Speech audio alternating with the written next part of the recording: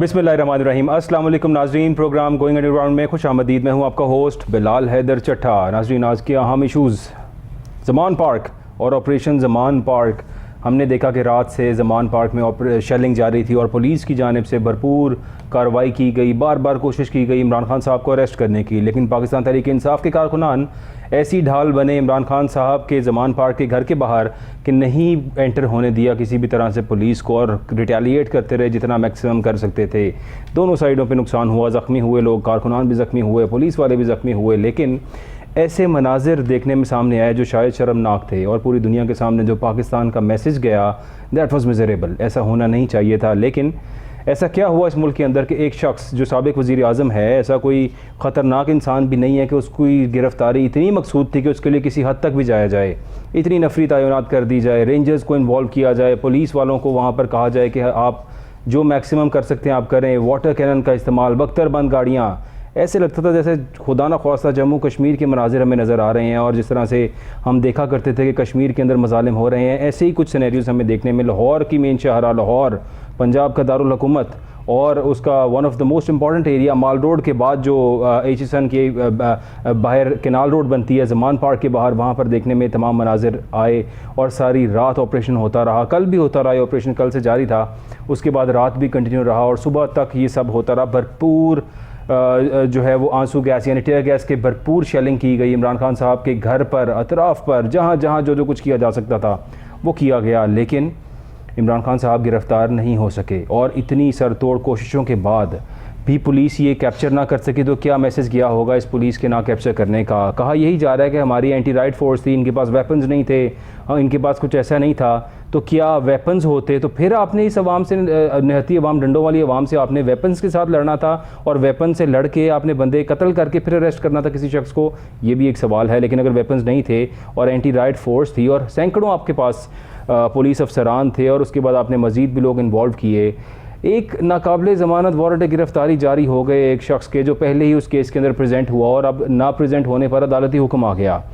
इस मुल्क के अंदर कई ऐसे अदालती हुक्म रोज़ाना आते हैं, रोज़ाना ये चीज़ें होती हैं। क्या उन तमाम अदालती अहकाम के ऊपर इसी तरह से फ़ॉलो किया जाता है या नहीं किया जाता? इस सब पे बात करेंगे। मैं अपने गेस्ट का तारुफ़ कर रहा हूँ। हमारे साथ मौजूद है Khwaja Mohammad Ayub Naseem sahab. Sir, thank you so much for joining us. साथ तशरीफ़ फरमा है एडवोकेट अब्दुल्ला मलिक साहब। Sir, thank you so much for joining us.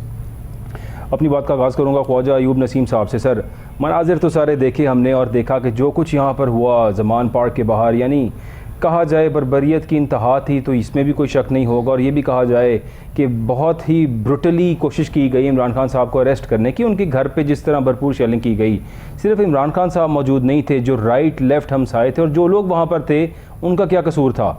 क्या वो उन लोगों का वहाँ पर रिहाइश पजीर होना और एक साबिक़ वज़ीर आज़म का वहाँ पे घर होना उस ज़मान पार्क के अंदर, ये कसूर था लोगों का, जिसकी वजह से उन्हें टीयर गैस और वो तमाम मुसीबत फेस करनी पड़ी कि वहाँ पर ऐसे मनाजिर देखने में आ रहे थे? कोई भी शख्स, अगर वहाँ पर ख़वातीन और बच्चे होंगे, क्या गुजरी होगी उनके ऊपर, जिनका कसूर भी कोई नहीं था, फिर भी ऑपरेशन किया गया।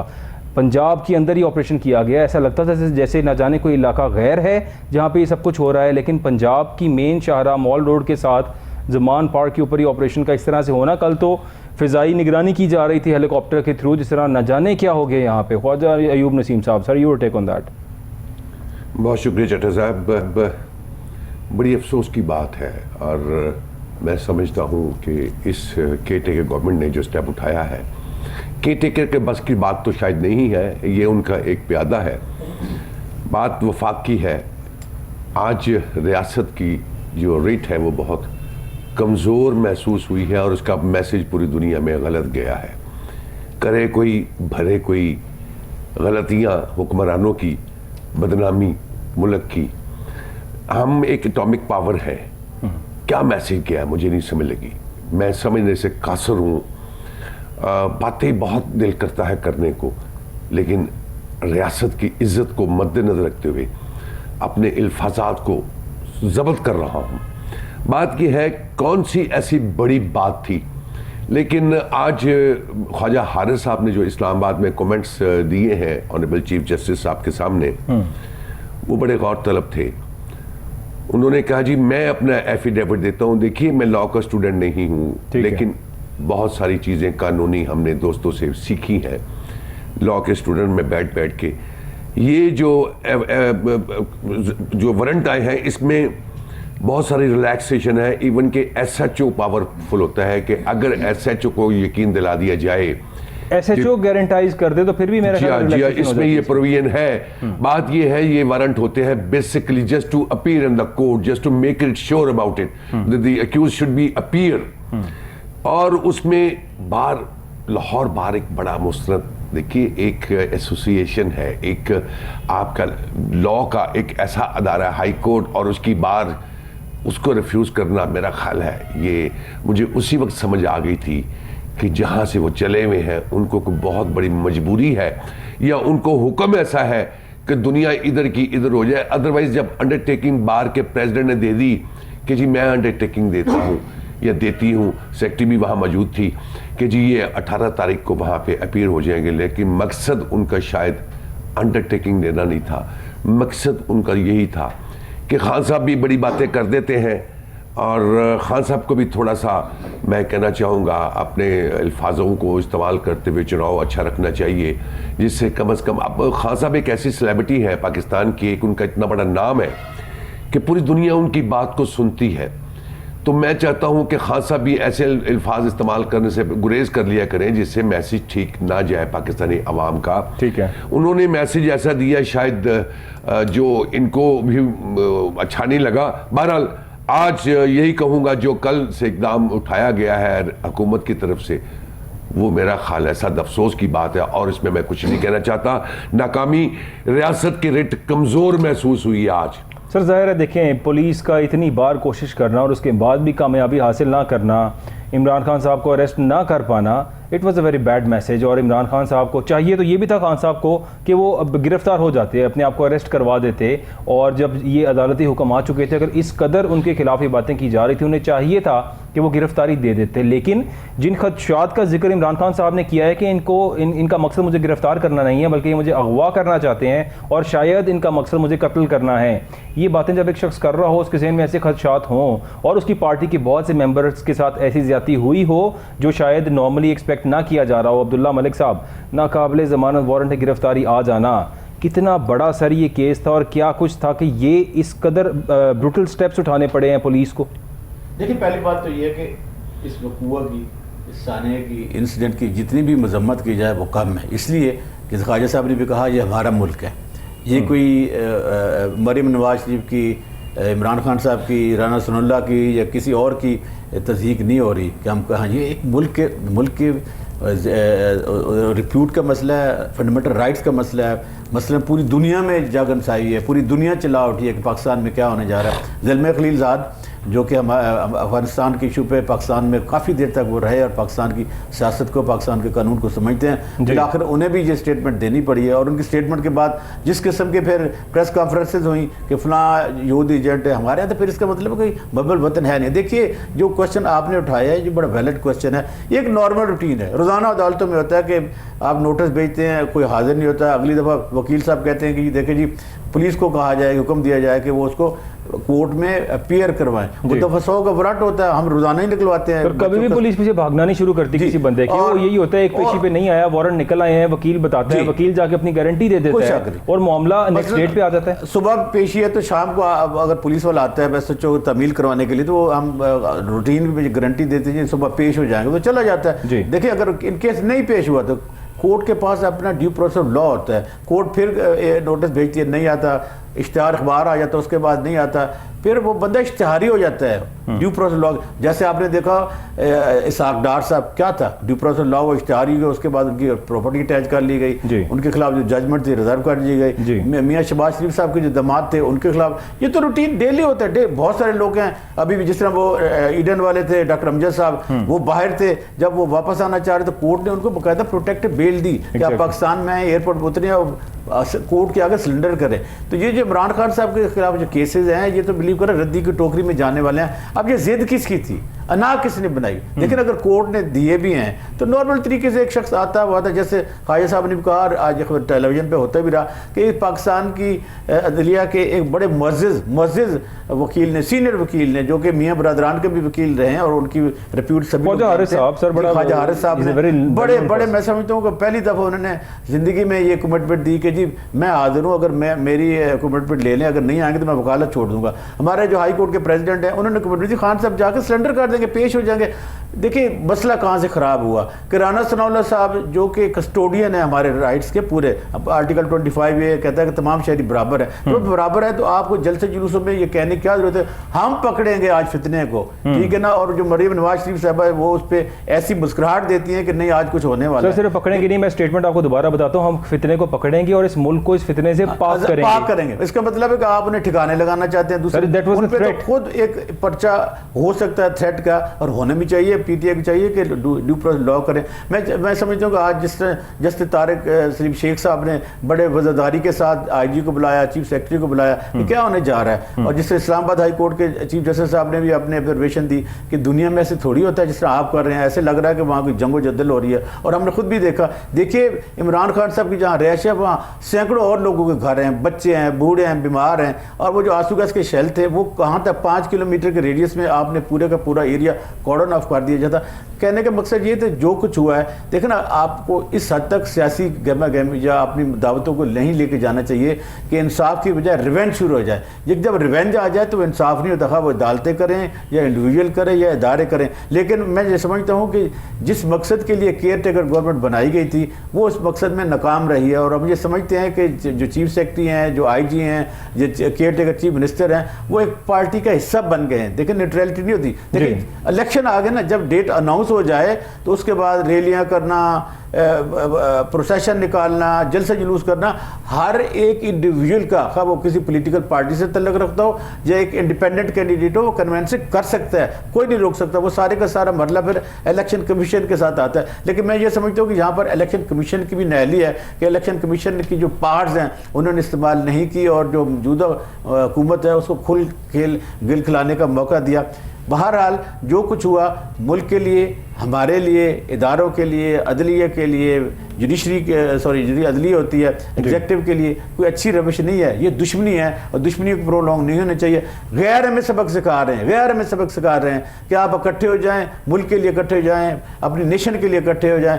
चंद दिन कबल हमने मोदी की जो तकरीर सुनी वो क्या था, हमारी कौम को, हमारे यूथ को वो इश्तिहाल दिला रहे थे कि आपके हुक्मरान जो है ना, हम IT टेक्नोलॉजी में कहाँ चले गए, हम और आप एक ही दिन आज़ाद हुए थे, हम कहाँ खड़े हैं, आप कहाँ खड़े हैं। तो लेकिन इन चीज़ों लॉजिकली बातों को एक्सप्लेन करना चाह रहे थे और लोगों को चाह रहे थे वो सब कुछ बताएं। और मैं समझता हूँ कि जो राना सनाउल्लाह साहब को तो रिजाइन कर देना चाहिए, जिनको बर्गर कहते थे, बर्गर ने फिर उनको कैसा मजा चखाया कि उनके जो पुलिस वाले थे जिन्होंने अपनी हदूद से तजावज़ किया, वो निज़ाम अच्छा था। अदालतें सवाल उठाती थी कि आपको किसने शेलिंग का, टॉर्चर का किसने ऑर्डर किया, बिलाखिर पता होना चाहिए कौन सी ऐसी वजूहात हो गई थी। जैसे अभी भी कल लगा हुआ है 144C, अदालतों का ये कहना है कि हम एक दफ़ा इसको तय कर देंगे कि जो फंडामेंटल राइट्स हैं, देखें ना, उस सड़क से हज़ारों लोग गुजरते हैं, डेली गुजरते हैं, मेरा क्या कसूर है कि मेरा रास्ता बंद कर दिया, मेरी मूवमेंट बंद कर दी गई। बात यह कि सर अगर PSL की टीम के लिए ये सब मैयर्स उठाए जा सकते हैं, इस पुलिस को, उस ऑपरेशन को होते हुए रोका जा सकता है कि अब टाइम हो गया है PSL की टीम के जाने का और PSL को प्रोटोकॉल दिया जाए,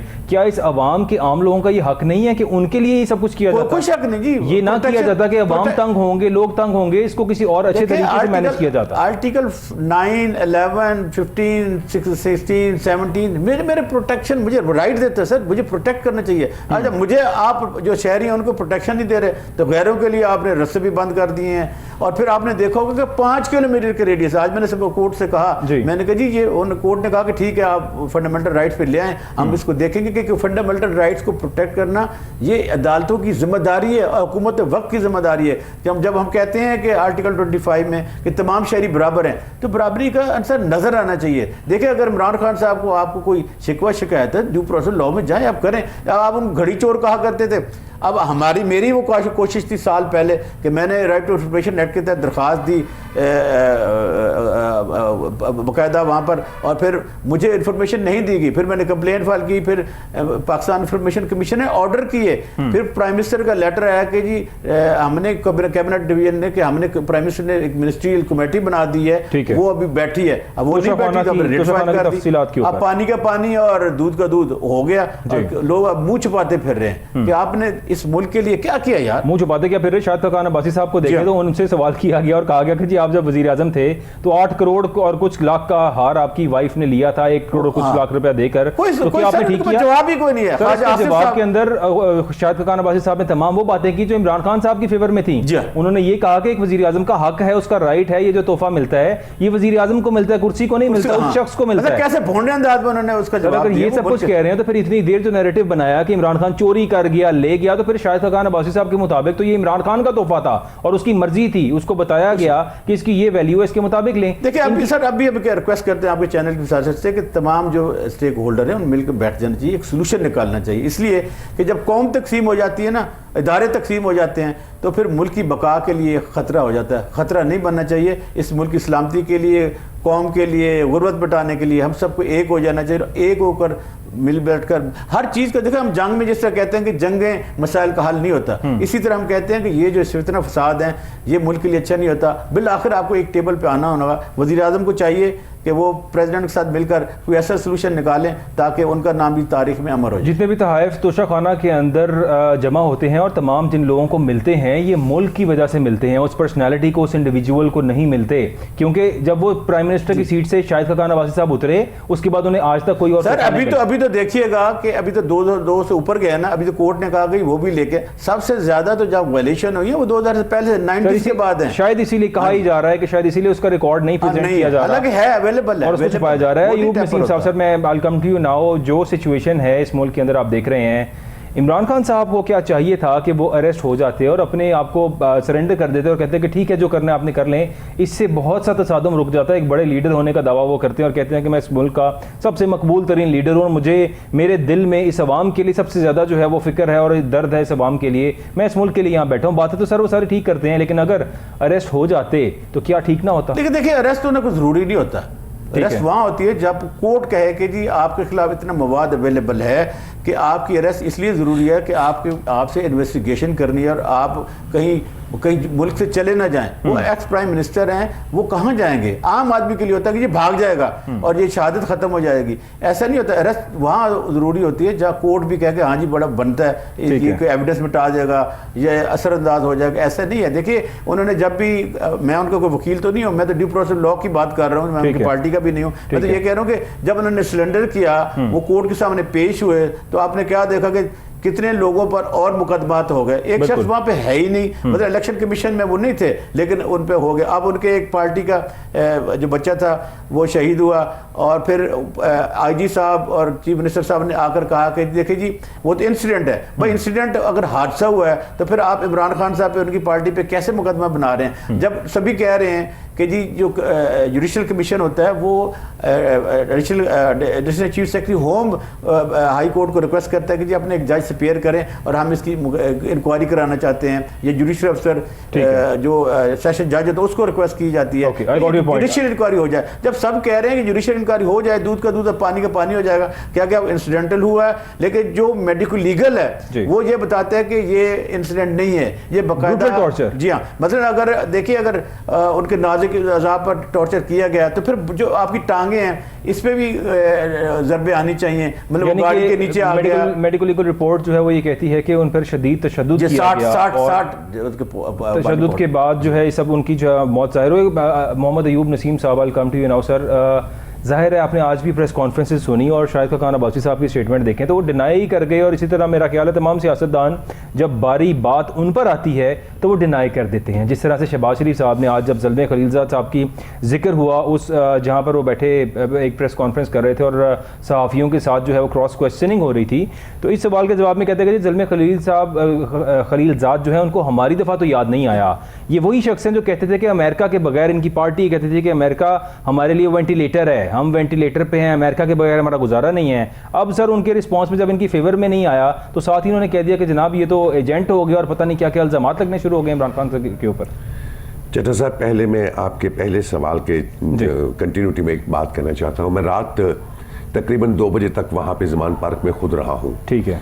और पीटीआई के बहुत सारे जो नामवर वर्कर्स हैं, लीडर्स हैं, उनके साथ मेरी ज़ाती 1-to-1 बात होती रही है। ठीक है। ये रात 2 बजे तक मैसेज आ गया था कि इमरान खान साहब गिरफ्तारी देने को तैयार हैं, और वो देने के लिए तैयार इस बात पे हुए थे कि मैं नहीं चाहता कत्लो गारत हो। बात इतनी जितनी आगे बढ़ गई है, चूँकि उनको ये मैसेज चले गया था कि शायद यहाँ पे फायरिंग शुरू हो जाएगी, और इधर भी यंग नौजवान है, उनको तो नहीं पता कि बाहर वर्कर के पास असला है या नहीं है, और अगर पुलिस की तरफ से या रेंजर की तरफ से कोई फायर किया जाता तो उसका रिस्पांस भी हो सकता था। ठीक है। रात 2 वर्षन चल रही थी, लेकिन प्रॉब्लम कहाँ आ रही थी? देखिए, जो बात गौर तलब है ना, वो ये है कि प्रॉब्लम आई कहाँ पे खान साहब की गिरफ्तारी की? प्रॉब्लम आई है, कल थी 14 तारीख। ठीक है। और ये डेट फिक्स है 18। उनको दोस्तों ने जो एक आ रहा थी कि आप गिरफ्तारी देंगे तो आपके साथ जो सलूक होगा वो होगा आजम सवाती वाला। ठीक है। आपके साथ जो सलूक होगा वो होगा शहबाज गिल वाला। ठीक है। शहबाज गिल, और उनका मुराद ये है कि जो उनको बताया गया खान साहब आपकी वीडियो बनेगी, वीडियो बनाने के बाद आपका फ्यूचर पॉलिटिकल तौर पे उन्होंने पाकिस्तान में जो जिस हाइप पे आपका नाम या आपके वर्कर प्यार करने वाले आपके साथ निकल रहे हैं, जब आपकी एक वीडियो रिलीज होगी उस सिचुएशन में, जिस सिचुएशन में सवाती या शहबाज गिल की अभी तक वीडियो रिलीज तो नहीं हुई, बहरहाल चूंकि खान साहब का मोरल डाउन करने के लिए उन्हें ये स्टेप उठाना था, इसलिए 2 आए कि खान साहब आपने गिरफ्तारी नहीं देनी। अदरवाइज ये प्रेसिडेंट साहब तक भी जो आज ऑडियो रिलीज हुई है उसमें भी राशिद और सदर आरिफ अलवी साहब की ऑडियो उसमें भी मेन जो है डॉक्टर यास्मीन उस कमेटी का हिस्सा थी जहां ये फैसला हुआ था। मैं उस वक्त वहां पे उसी इलाके में था। ठीक है। जब हमें मैसेज मिल गया जी खान साहब गिरफ्तारी देने के लिए तैयार हो गए हैं,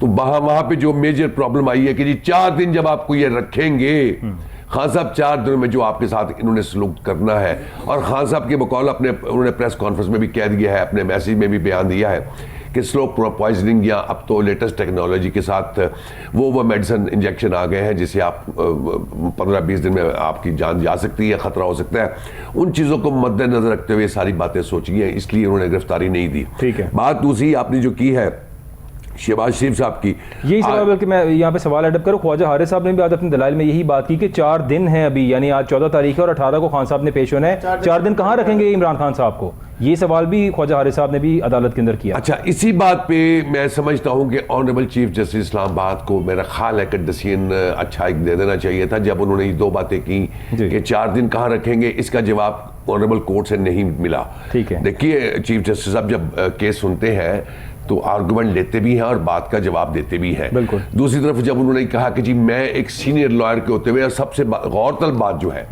कि एडवोकेट जनरल हुकूमत की तरफ से पेश होता है, एडवोकेट जनरल ने उनकी इस अंडरटेकिंग को अप्रिशिएट किया और इंडोर्स किया और अप्रिशिएट किया कि जी ये बहुत बड़ा नाम है, बहुत बड़ा सीनियर लॉयर है, मैंने जिंदगी में कभी ऐसी अंडरटेकिंग देते हुए इनको नहीं सुना, लिहाजा मुझे कोई एतराज नहीं है, इनकी अंडरटेकिंग मैं एक्सेप्ट करने को तैयार हूं। तो इसके बाद मेरा ख्याल है जब लॉ में ये प्रोविजन भी है, तो बहरहाल ऑनरेबल कोर्ट का डिसीजन जो आता है तो हम पाबंद होते हैं, बाउंड होते हैं उसको ओन करने के लिए, जैसा भी हो। लेकिन तो ये की जा रही थी जब वो टिकट चल रहे थे कि ख्वाजा हारिस साहब ने ये बात की है। सर यहाँ तक कहना पड़ गया उन्हें कि मैं अपनी वकालत छोड़ दूंगा फॉर लाइफ अगर इमरान खान साहब पेश ना हो। इस कदर गारंटाइज किया उन्होंने। मेरी पर्सनल ऑब्जर्वेशन ये बन गई थी कि शायद रिलीव मिल जाएगा और 18 तारीख तक उनको कहा जाएगा जी आप पेश हो जाए। बहरहाल ऑनरेबल कोर्ट का डिसीजन हमारे लिए काबिल एहतराम है और उसको ओन करते हैं। बाकी रही बात शहबाज शरीफ साहब की, आज आप उनका चेहरे का रंग देखते ना तो समझदार भी किसी नजर आ रहे थे सर, वो आज ऐसे लग रहे थे जैसे, बहरहाल चूंकि प्राइम मिनिस्टर है वो हमारे लिए काबिल एहतराम है, चूंकि हमारा मुल्क इस वक्त उनके नाम से पहचाना जा रहा है कि जी प्राइम मिनिस्टर ऑफ पाकिस्तान। उनका अंदाज बहुत डिप्रेशन में थे और लग रहा था जैसे कि वो पता नहीं अभी प्रेस कॉन्फ्रेंस के बाद ये कह देंगे जी मैं रिजाइन देता हूँ। और उनकी गुफ्तगू में जातियात पे बात आई हुई थी। सर यहाँ तक कहना पड़ा उन्हें कि जी पहली बार ऐसा हुआ है, यानी वो जो सफाइयाँ दे रहे थे आई गेस उसके अंदर कि जी हमारा इत्तेहाद, पहली बार ऐसा हुआ है कि पाकिस्तान में इत्तेहाद 13 जमातों का। उन्होंने ये भी कहा और ये कहा कि हमारी जमात के 85 मेंबर्स थे और ऐसी जमात भी हमारे साथ एक है जिसका सिर्फ एक मेंबर है। हमने सबको मिलाकर सब लोगों को साथ रखा है और ये क्रेडिट गोज टू अस कि ये इत्तेहाद जो चला है और हमने इसको चलाया, पाकिस्तान की हिस्ट्री में पहली बार ही ऐसा हुआ। उसके बाद मौलाना फजलुर रहमान साहब की जो प्रेस कॉन्फ्रेंस आई है जी। अब बात ये पॉलिटिकल नहीं है जो मैं समझता हूं, अब ये बात जातियात की जंग की तरफ निकल पड़ी हुई है। अब देखना है कि इसका रिजल्ट क्या निकलता है। पॉलिटिकल तो मुझे कुछ चीज समझ नहीं आ रही। अगर जब तक 2 या 3 शख्सियात पाकिस्तान की बड़ी बैठ के इसमें कोई अफ़ाम तफ़हीम के साथ कोई मामलात हल नहीं करवाएंगे तो मुझे हालात कंट्रोल होते नजर नहीं आ रहे। सुबह 10 बजे तक का टाइम दिया है, यानी आज इस केस के अंदर पुलिस को कहा गया कि पुलिस जो है वो पीछे हट जाए और जमान पार्क और केनाल और इसके जो तमाम इलाके हैं उससे 500 मीटर तक की दूरी इख्तियार रखेगी और सुबह 10 बजे तक का वक्त दिया गया है। अयूब नसीम साहब, क्या 10 बजे के बाद क्या होगा? देखिए, ये जस्टिस तारिक सलीम साहब का बहुत अच्छा डिसीजन है। देखिए, अगर ये ऐसा डिसीजन ना आता और ये मामला चलते रहते तो शाम को PSL भी आज ना होती। हालात सर कल भी तो प्रैक्टिस नहीं करने दी उनको और प्लेयर्स नहीं जा सके। आज कितना बुरा मैसेज दुनिया में जाता। क्रिकेट बड़ी देर के बाद पाकिस्तान में आई है, ठीक है, और जस्टिस साहब ने बहुत खूब, क्योंकि आगे एशिया कप है और इसके लिए पहले ही भारत की कोशिश ये है कि पाकिस्तान को किसी भी तरह से इसके अंदर बदनाम किया जाए, सब कुछ किया जाए। और जो सिचुएशन क्रिएट की गई, देखें बदनामी तो कल की प्रैक्टिस ना करना, और जो प्लेयर्स हमारे साथ उनके इंटरनेशनल प्लेयर्स भी यहाँ मौजूद हैं, डिस्कशन तो होगी, जाके अपने मुल्क बात तो करेंगे वो इस टूर्नामेंट के बाद भी। तो जो सब कुछ ये किया गया, कितना जरूरी था इसको करना? क्या इसको अवॉइड नहीं किया जा सकता? बात ये है जी, मैं लॉ का स्टूडेंट नहीं हूँ, लेकिन उसके बावजूद भी एक कॉमन सेंस इंसान के अंदर है जो आपको बहुत सारी चीजें ब्रीफ करती है जी। ये जस्टिस साहब ने बहुत अच्छा डिसीजन दिया है और कल 10 बजे तक इसको पेंडिंग कर दिया है। मेरी जाती ऑब्जर्वेशन ये है कि किसी न किसी बात पे भी इसको फिर कल की बजाय परसों पेंडिंग कर दिया जाएगा, ठीक है, क्योंकि इसका इजी वे ये है, इसका इजी वे यही है, एक तो सेशन कोर्ट में कल ये अपनी फाइल एप्लीकेशन फाइल कर देंगे PTI वाले, और दूसरा कल 10 बजे से लेके अगर ये परसों तक हाई कोर्ट लाहौर ही रिलीफ दे दे किसी ना किसी ग्राउंड पे भी, तो ये मामला सारे सुलझ जाएंगे। तारिक सलीम साहब ने ज़मान पार्क के ऑपरेशन जो है सुबह 10 बजे तक के लिए मुअत्तल किया है और पुलिस को कह दिया है कि किसी भी तरह Mall Road, canal, Dharampura side और ज़मान पार्क से 500 मीटर तक की दूरी कायम रखें, उससे आगे मत बढ़ें। और सुबह 10 बजे तक के लिए उन्होंने अवॉइड किया। शाह महमूद कुरैशी साहब वहाँ मौजूद थे, उन्होंने कहा कि अगर ये गिरफ्तारियाँ रोक दें तो सब ठीक हो जाएगा। और फिर साथ बहुत सी बातें की जा रही हैं कि हालात ख़राब करने के लिए जो कुछ हो रहा है ये शायद इसलिए कि इलेक्शन मुलतवी हों, हालात ऐसे ख़राब हो जाएँ। इस पर जस्टिस साहब ने जवाब दिया, उन्होंने ये कहा कि मैं गिरफ्तारियों को रोक नहीं सकता, लेकिन सुबह 10 बजे तक के लिए मैंने चीज़ों को कंट्रोल किया। और ये भी कहा उन्होंने कि मुझे चूँकि शहर में PSL हो रहा है, मुझे शहर में अमन चाहिए है। अब्दुल्ला मलिक साहब, सुबह 10 बजे क्या होगा सर? 10 बजे के बाद और क्या करें? 10 बजे कुछ भी नहीं होगा, इसलिए कि ये जो जिस पिटीशन पे हम ही उसमें अपीयर हुए थे इमरान खान साहब के बिहाफ पे, उसके साथ साथ 3 पिटीशन और भी हैं। उसमें इमरान खान साहब की जो प्रोटेक्टिव बेल है वो भी शामिल है। वो सुबह कोर्ट सुनेगी, कोर्ट ने उनको सुबह के लिए फिक्स किया हुआ है, ठीक है, कि वो उनको एक ट्रांजिट हम कहते हैं कि जब आपने किसी और कोर्ट ट्रैवल करने के लिए राहदारी वाली आपका वो सिक्योरिटी आपको प्रोवाइड की जाए, आप कोर्ट में पेश हो सके, वो भी कोर्ट के सामने पेंडिंग पड़ी है। अगर इस्लामाबाद हाई कोर्ट से कुछ भी नहीं होता तो इन्होंने पेश होना ना, तो वो सिलेंडर वो भी गारंटी देंगे कि मैं सिलेंडर होना चाहता हूँ, और कोर्ट के सामने पे, तो कोर्ट कल उनको वो भी प्रोटेक्टिव बेल, जिसे हम ट्रांजिट बेल कहते हैं, वो दे देगी। इसलिए कल तो जो होना था, मुल्क की बदनामी होनी थी, और जिस अंदाज में, भोंडे अंदाज में हुकूमत ने इसको हैंडल किया दिल्ली के साथ और एक रिवेंज के साथ, वो नुकसान जो मुल्क को होना था वो हो गया। और मजीद मेरा ख्याल है कि अब चीज़ें नहीं होनी चाहिए, इस नहाज तक नहीं जानी चाहिए। एक ड्यू प्रोसेस ऑफ लॉ है कानून का, उसको अपना रास्ता इख्तियार करने देना चाहिए। बात को यहाँ से कंटिन्यू करेंगे। I have to take a short break, now stay with us, we will be right back.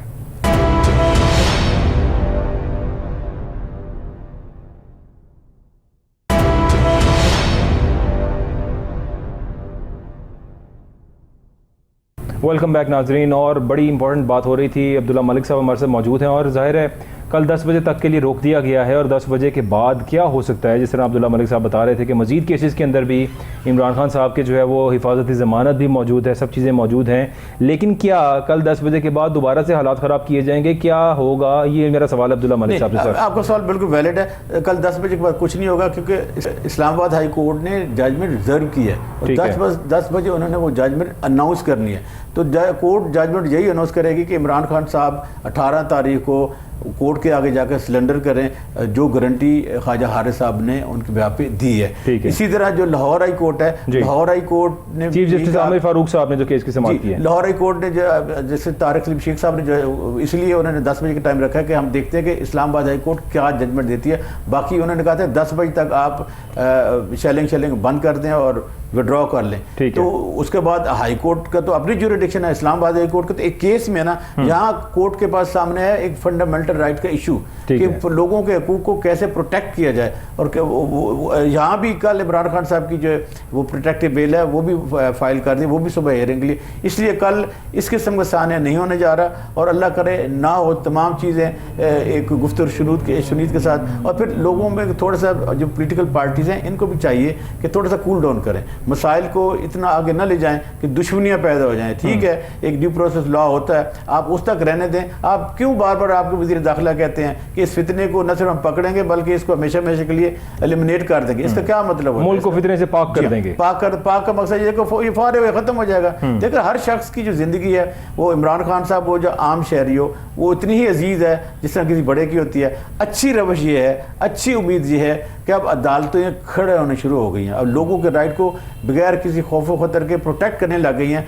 अब अदालतों के जो तराजू है वो झोल नहीं मार रहा। इसलिए मरियम नवाज शरीफ साहब को गुफ्तगू करने से पहले ये सोच लेना चाहिए कि जो सिटिंग जजेस होते हैं जिस तरह मज़ार नकवी साहब हैं, एजाजुल हसन साहब हैं, ये सब मरियम साहब ने उनके बारे में जो कुछ भी कहा वो गलत हुआ तो है नहीं कुछ। मैं ये समझता हूँ कि जो चीफ जस्टिस कुछ भी नहीं हुआ तो आप इसके बाद तो वो क्या कहते हैं चाकाते खोल गए। मैं ये समझता हूँ जो चीफ जस्टिस पाकिस्तान है उमर अता बंदयाल साहब वो वज़ीरदार शख्सियत के मालिक हैं, उन्होंने बड़ा सब्र और तहम्मुल का मुजाहरा किया। अगर अदरवाइज सिटिंग जजेस के खिलाफ जो बात की जाती है वो कंटेम्प्ट ऑफ कोर्ट के ज़मरे में आती है, उन्होंने अभी तक इसका नोटिस नहीं लिया तो वो खुशकिस्मत हैं कि अभी तक बची हैं। अगर वो कंटेम्प्ट ऑफ कोर्ट का नोटिस उनको दे दें तो हमेशा हमेशा के लिए उनकी सियासत ख़त्म हो जाएगी। लेकिन हम चाहते हैं कि तमाम सियासतदानों को पाकिस्तान में सियासत का करने का, पार्टियाँ चलाने का और जो हमारे जो पॉलिटिकल वर्कर हैं आइन के तहत आज़ादी होनी चाहिए, किसी पे पाबंदी नहीं लगनी चाहिए, किसी को चोर गद्दार के ये जो स्लोगन है टाइटल है नहीं देने चाहिए और हर एक शख्स को ड्यू प्रोसेस लॉ के नीचे रहना चाहिए।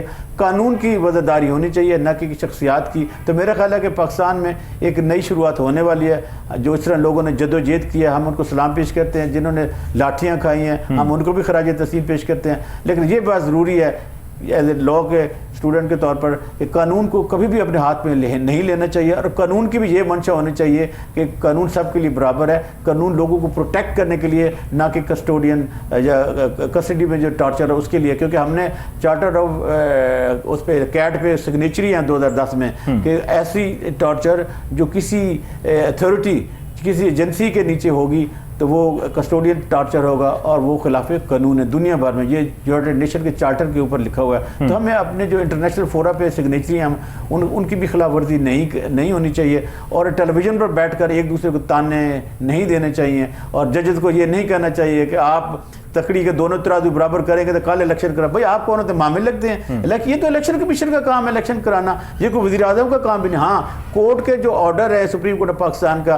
कि 90 दिन के अंदर इलेक्शन होने हैं, कोर्ट अपने ऑर्डर करवा लेगी, आपको टाइम आशाएँ नहीं करनी चाहिए। बहुत शुक्रिया। नहीं करनी चाहिए। अब्दुल्ला मलिक साहब आपका बहुत शुक्रिया सर, हमारे साथ मौजूद थे। और मरियम नवाज साहिबा जो है वो उन्होंने जो हमेशा कहा करती थी लेवल प्लेइंग फील्ड, एक सेंटेंस यूज़ किया करती थी, लेकिन जब से उन्होंने जुडिशरी को क्रिटिसाइज़ किया उसके बाद तराजू का लफ्ज़ इस्तेमाल करना शुरू हो गए, क्योंकि स्लोगन यहाँ पे जुडिशरी के लिए इस्तेमाल होता है और तराजू के पलड़े बराबर करने की हमेशा बात करती हैं। अयूब नसीम साहब, आई कम टू यू सर। ये ज़ाहिर है जुडिशरी को क्रिटिसाइज़ किया और जिस तरह से अब नज़र आ रहा है कि ज़ाहिर है कि मरियम साहिबा का थोड़ा सा जो है वो मज़ीद मोरल हाई हो गया होगा क्योंकि कोई रिएक्शन नहीं आया उसके बाद। तो इसलिए सर तराजू की बात की जाती है रूटीन के अंदर, बार बार वो तराजू का ही जिक्र करती हैं कि उसके पलड़े बराबर किए जाएं। देखिए, एक डिमांड उनकी अपने हिसाब से उनकी जेन्युइन है कि उनको ग्राउंड रियलिटी समझ आ गई भी है कि हमारे साथ अब पब्लिक का रिएक्शन क्या है। ठीक है, गुजारिश ये है कि इस वक्त जो वो गेम खेल रही हैं वो अपने साथ साथ अपनी पार्टी को बहुत ज़्यादा नुकसान दे रही है। पाकिस्तान मुस्लिम लीग नवाज का ग्राफ जितना आज से 6 महीने पहले, 10 महीने पहले, 12 महीने पहले ग्राफ था जी, आज वो मोर देन 60%, 70% डाउन हो गया है। और मैं ये समझ रहा था कि मरियम बीबी बड़ी समझदार है, इंटेलेक्चुअल है और आके हालात कंट्रोल कर लेंगी। देखिए, जब उनके बयानात की उनके चचा तोसी नहीं कर रहे, उनके कज़न उनके साथ नहीं चल रहे, तो अवाम तो बड़ी दूर की बात है। उनके बयानात जो हैं वो सारे तजाद और लड़ाई, और मेरा ख्याल है कि इस तरफ जा रहे हैं, अनारकी की तरफ जा रहे हैं। अपनी हर स्टेटमेंट के अंदर जब भी शहबाज शरीफ साहब जो वज़ीर आज़म पाकिस्तान है, जब भी आते हैं वो आके सहाफ़ियों से गुफ्तगू करते हैं, किसी से भी गुफ्तगू करते हैं, हमेशा कहते हैं कि पार्टी का सदर तो मैं हूँ, मैंने करना है। बार बार बाबर कराते हैं लोगों को कि सदर मैं हूँ, आई हैव द अथॉरिटी। इसीलिए वो कहते हैं ना, उनको एक्नॉलेज नहीं करते।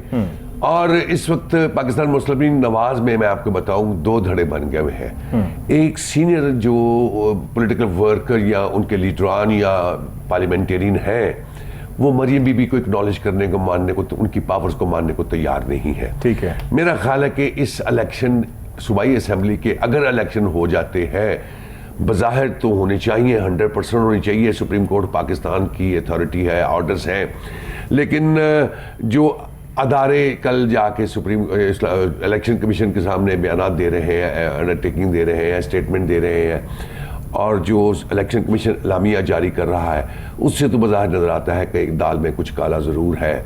और मेरा ख्याल है कि अल्टीमेटली सुप्रीम कोर्ट दोबारा इसमें इलेक्शन कमीशन को बुला लेगी और फिर देखते हैं कि वो क्या इसका हाल करती है। सियासी तौर पर मेरा ज़ाती ऑब्जर्वेशन ये है कि अगर हो गए तो पाकिस्तान मुस्लिम लीग को बहुत बड़ा धचका पहुंचेगा इस सूबाई इलेक्शन में। इसीलिए वो चाहते हैं कि अगर ये हो भी जाए तो केपीके और पंजाब के इलेक्शन में दिनों का गैप होना चाहिए। सर, लेकिन होगा कैसे? आज भी शहबाज शरीफ साहब ने जब ये सब स्टेटमेंट अपनी दी है तो उसमें उन्होंने बाकायदा दोबारा से बात की और कहा कि 2 सूबों के अंदर इलेक्शन हो रहे हैं। अब 2 सूबों में इलेक्शंस होंगे तो उसके नताइज कौन बताएगा? और फिर ये कहा कि कोई पार्टी भी इलेक्शन से भाग नहीं रही, लेकिन ये इलेक्शंस 2 सूबों के किस तरह से होंगे, आम इंतखाबात नहीं हो रहे, हुकूमतें क्या बनेंगी, उसके बाद आम इंतखाबात कैसे होंगे, ये एक सवाल अब हर तरफ से उठना शुरू हो गया है, जिससे महसूस ही होता है कि शायद किसी भी तरह चाह रहे हैं इलेक्शंस ना हो। गुजारिश ये है जी, ये इलेक्शन हुकूमत ने नहीं कराने। ठीक है, ये जो सूबाई इलेक्शन है, ये इनकी जो ऑर्डर्स हैं वो सुप्रीम कोर्ट ऑफ पाकिस्तान से हैं। ठीक है, और लॉ के मुताबिक है। अब इन्होंने एक किस्म के उनके ऑर्डर्स को नल एंड वाइट करने के लिए, चैलेंज करने के लिए सुप्रीम कोर्ट के उस ऑर्डर्स को ये सारी स्टेटमेंट जारी कर रहे हैं और ये अदारों से ये बयान दिलवा रहे हैं। मेरा नहीं ख्याल कि कोई सुप्रीम कोर्ट ऐसी बात मानेगी। हर काम पाकिस्तान का नॉर्मल हो रहा है। ठीक है, कौन सी ऐसी आफत आ गई है, कौन सी ऐसी टेररिज्म है पाकिस्तान में इस वक्त? पीएसएल हो रहा है, दुनिया के हर मामला ठीक चल रहे हैं, मैराथन हो रही है। आप जाइए बाजारों में जाइए, शॉपिंग, गाड़ी पार्किंग की आपके पास जगह नहीं है। हम लोग एक तो भूख, अफलास और वो सारी बातें कर रहे हैं, लेकिन बाजारों में ये हाल है कि गाड़ी पे जाए तो पार्क करने की जगह नहीं है। तो ऐसे कौन से हालात खराब हैं? मुझे तो उन अदारों पे हैरानगी होती है कि जिनके चीफ जो है अदारों के आके इलेक्शन कमीशन में ये बयान दे दें, आईजी पंजाब साहब ये कह दें, ये चीफ जज सेक्रेटरी साहब ये कह दें कि जी हालात साजगार नहीं है। बात ये है, अभी इन्होंने हर काम में जी 50 अरब 100 अरब फलां को ABC को रिलीफ दे दिया, कराची को दे दिया, फलां जगह दे दिया। ये अरबों है कि मजाक है क्या? कि ये कोई मिट्टी के खिलौने हैं? अगर वो मिट्टी के खिलौने नहीं है तो फिर मुझे बताइए, आप अरबों रुपए बांट रहे हैं, 15 अरब आपको इलेक्शन कमीशन को देना है। असल में इनको अपना फ्यूचर तबाह नजर आ रहा है। यही बात का एतजाज़ हसन साहब भी जो है वो आए और बड़े सीनियर सियासतदान भी हैं और सीनियर लॉयर भी हैं, उनकी बातों को बड़ा ऑथेंटिक समझा जाता है। सियासी माहिर हैं, एक शायद पाकिस्तान के सबसे सीनियर इस टाइम पे जो है वो लीडर हैं। उन्होंने कल ये कहा कि सागदार के पास बहुत पैसे हैं देने के लिए, और ये कहा उन्होंने, स्टेटमेंट उनकी ये थी कि इलेक्शंस को देने के लिए 30 अरब नहीं है। अगर उसको ये कहा जाए कि 100 अरब रुपये चाहिए नवाज शरीफ साहब के लिए और इस मुल्क में एक पुल बनाने के लिए, और जो आपकी पार्टी को बहुत फ़ायदा देगा, तो वो 100 अरब दे देंगे। ये स्टेटमेंट थी एतजाज़ हसन साहब की। लेकिन इलेक्शन को देने के लिए पैसे वजारत खजाना के पास नहीं मौजूद हो रहे हैं। अयूब नसीम साहब, इस स्टेटमेंट को सर आप किस तरह से देखते हैं? गुजारिश ये है कि इस वक्त पाकिस्तान पीपल्स पार्टी में 2 नाम ऐसे हैं जो अपनी पार्टी के साथ नहीं चल रहे और वो मेरिट पे चल रहे हैं। एक है एतजाज एहसन साहब और दूसरा है सरदार लतीफ़ खोसा साहब। ठीक है। सरदार साहब को मैं ज़ाती तौर पे भी जानता हूँ, वो हर काम और हर बात वो कर रहे हैं जो मेरिट पे है। लेकिन खोसा साहब तो पीपल्स पार्टी को भरपूर सपोर्ट करते हैं, उसके अगेंस्ट कोई बात नहीं करते। नहीं, आजकल वो उनका मूड कुछ खराब है। अभी भी पीपल्स पार्टी का ही मौकफ उनके सामने आता है और उसके बावजूद भी मेरिट पे बातें कर रहे होते हैं। वो हमेशा ये कहते हैं कि हम पीडीएम में, पीपल्स पार्टी पीडीएम का हिस्सा नहीं है, हम हिस्सा नहीं है पीडीएम का, और ये जो कुछ हो रहा है इस मुल्क के अंदर ये सारा मलबा नून लीग पर डालने की कोशिश करते हैं, प्रोटेक्ट करते हैं पीपल्स पार्टी को। लेकिन ऐसी स्टेटमेंट देना और ये कहना कि पाकिस्तान पीपल्स पार्टी पीडीएम का हिस्सा नहीं है। बिलावल साहब जो है वो इस मुल्क के वजीर खारजा हैं, पीडीएम जो है वो सारे बेनिफिशियरी हैं इस इत्तेहाद के अंदर, और आप ये कहें कि हम इसका हिस्सा नहीं है, ये कैसी स्टेटमेंट होगी? देखिए, जब आप ये कहें कि हुकूमत में होने के बावजूद भी और पाकिस्तान मुस्लिम लीग नवाज को नफी करें, तो मतलब क्या है इसका? मतलब तो साफ है कि आपस में एक दूसरे के साथ नहीं है, ये मफादात। सर ये तो राइवल्स है ना, ये तो राइवल पार्टीज हैं। पाकिस्तान पीपल्स पार्टी और मुस्लिम लीग नून इत्तेहाद में इकट्ठे इसलिए हुए हैं क्योंकि शायद इमरान खान साहब कहा करते थे जब मैं आऊंगा तो ये सब अपने मुफाद के लिए इकट्ठे हो जाएंगे, और वही हमने देखा। आज मुफाद के लिए इकट्ठे हैं, कल को इलेक्शन, अब इलेक्शन सर पे हैं तो इनके इख्तिलाफात शुरू हो चुके हैं। यहाँ पे स्टेटमेंट जो आ रही हैं, हम इत्तेहाद नहीं करेंगे। मुस्लिम लीग नून ने साफ जवाब दिया कि हमारा कोई इत्तेहाद नहीं होगा, हम जो इलेक्शन लड़ेंगे अकेली अपनी पार्टी अपने बिहाफ पर लड़ेगी, किसी के साथ हम इत्तेहाद नहीं करेंगे। सिमिलरली पीपल्स पार्टी ने भी कहा इनकी जो सीट एडजस्टमेंट की बातें थी उस पर भी थोड़ी सी नाराजगी का नजर आई दोनों की जानिब से। गुजारिश ये है कि आप सिर्फ 2-3 दिन इंतजार कीजिए। ये जिन कैंडिडेट्स ने सूबाई असेंबली के पेपर जमा करवाए हैं उसमें कुछ मुनर्रफ अरकान भी हैं, कुछ ऐसे लोग हैं जो पीपल्स पार्टी क्लेम करेगी मेरे साथ है और आज़ाद होंगे, कुछ ऐसे होंगे जिनको पाकिस्तान मुस्लिम लीग नवाज टिकट नहीं देगी और वो पीपल्स पार्टी को ज्वाइन करेंगे। आने वाले 3-4 दिनों में आपको सूबाई असेंबली की सियासत को मद्देनजर रखते हुए पाकिस्तान के सियासी जो आने वाले दिन हैं मुझे वो नज़र आ रहे हैं कि किस तरफ सियासत इन सूबाई हलकों की तरफ, क्योंकि पाकिस्तान तहरीक इंसाफ को भी लोग ज्वाइन कर रहे हैं। शेख वकास अकरम साहब को देखें, शेख याकूब साहब को देखें, और कुछ और लोगों ने भी पाकिस्तान तहरीक इंसाफ में शमूलियत की है। और वकास साहब झंग से एक बड़ा अच्छा नाम है और बड़े साफ सुथरे आदमी हैं। उनका पीटीआई को ज्वाइन करना, उसमें झंग से उनको बहुत बड़ी सपोर्ट मिलेगी। यहाँ दूसरी पार्टियों में ज्वाइनिंग नहीं हो रही, छोड़ने वाले आपको ज़्यादा मिलेंगे।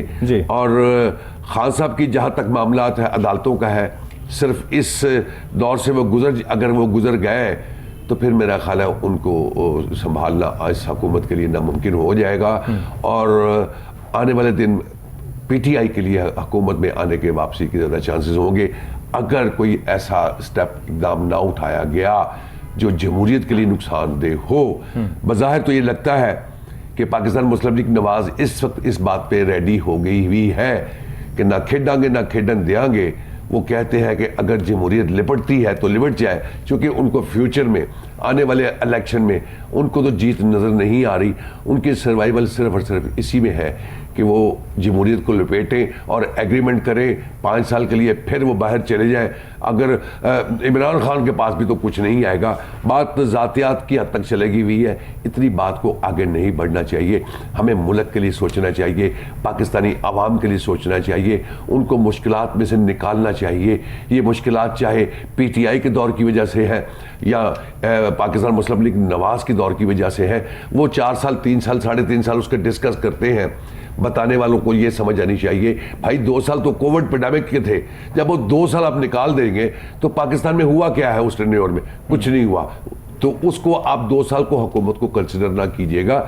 मैं समझता हूँ कि आने वाले दिनों में पाकिस्तान मुस्लिम लीग अगर वो 2 साल पेंडेमिक के निकाल दें तो फिर तो इमरान खान साहब के खिलाफ बात ही कोई नहीं रहेगी, निकालें कैसे? मैं यही कमजोरी समझ रहा हूँ पीटीआई के लीडरान में। ये क्यों नहीं क्लियर करते कि भाई आप 38 महीने 40 महीने हमारी हुकूमत की बात करते हैं, इसको आप माइनस कीजिए।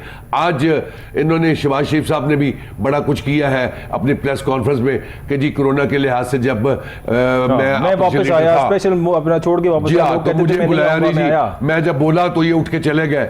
बात यह है आप जिस तरह आए और जो बोलना चाहते थे, देखिए अपोजिशन लीडर या लीडर ऑफ द हाउस दोनों तब एक दूसरे की तकरीर सुनते हैं कि अगर मुंह में मिठास, लफ्ज़ों में खूबसूरती, लफ्ज़ों को एक दूसरे का एहतराम नज़र आ रहा हो। आप असेंबली में भी एक दूसरे को स्पेयर नहीं करते, चूँकि बात इतनी आगे बढ़ गई हुई है पॉलिटिकल तौर पे। इसीलिए आज जो यूथ चार्ज हुई है पाकिस्तान पीटीआई के साथ, मैं वो समझता हूँ वो एंटी पाकिस्तान मुस्लिम लीग नवाज है। और उसकी वजह यही है कि पाकिस्तान मुस्लिम लीग नवाज़ के गलत फैसलों की वजह से, जैसे वो प्रेसिडेंट बनाते हैं, लाहौर का हो, पंजाब का हो, पब्लिक उनको एक्सेप्ट नहीं कर रही, या आजकल जो उनके स्पोक्स पर्सन मीडिया पे आके उनकी सफाइयाँ पेश कर रहे हैं। ये मैं मैसेज देना चाहता हूँ पाकिस्तान मुस्लिम लीग नवाज़ को भी कि उनके स्पोक्स पर्सन जो है, चाहे मेल हो चाहे फीमेल हो, अवाम में उनकी कोई मोहब्बत नहीं है। आप अपने स्पोक्समैन बदलें ताकि जिनकी आवाज़ में, गुफ्तगू में मिठास हो, और ताकि सुनने वालों को मोहब्बत ज़्यादा हो पार्टी के साथ। आप लोगों ने बड़ी देर हुकूमत की है, मेरा नहीं अंदाज़ा था कि आप लोग इतनी जल्दी रिवर्स हो जाएंगे। इतनी देर हुकूमत करने के बाद जितनी जल्दी आप रिवर्स हो गए हैं। आज से 8 महीने पहले पाकिस्तान मुस्लिम लीग नवाज़ फिर 60% 70% ग्राफ पे चले गई थी, आज वह फिर 30% पे आ गई हुई है। ये कुछ वजूहात है। अगर वो तन्हाई में बैठ के उनके लीडरान इकट्ठे सर जोड़ के बैठेंगे तो शायद उनको ये चीज़ समझ आ जाए कि अगर अपना रवैया वो भी तब्दील नहीं करेंगे तो उनके लिए फ्यूचर ठीक नहीं होगा।